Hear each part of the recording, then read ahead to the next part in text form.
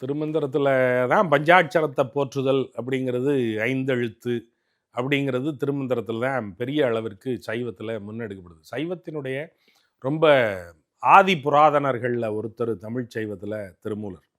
காரைக்கால் அம்மையார், நந்தனார், திருமூலர் இவர்கள் 3 பேரும் தான் காலத்தால் முற்பட்ட நாயன்மார்கள் என்று கருதப்படுகிறார்கள். அதில் நந்தனார் ஒன்றும் எழுதலை, அவருடைய வாழ்வு தான் செய்தி. அதில் இருக்கிற சிக்கல்கள் ஒரு பக்கம்.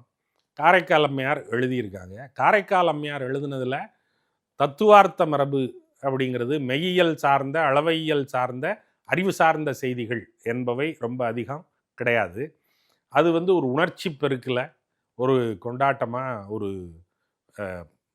நெகிழ்ச்சியோட பாடின, அல்லது அதை ஒரு பயங்கர நிலையாக, ஒரு பயங்கர ஆடரங்கா, அந்த ஆடரங்கில் இறைவன் ஆடினதும் அதை இந்த அம்மையார் உட்கார்ந்து பார்த்ததும், இந்த மாதிரியான செய்திகள் தான் அதில் சொல்லப்படுது.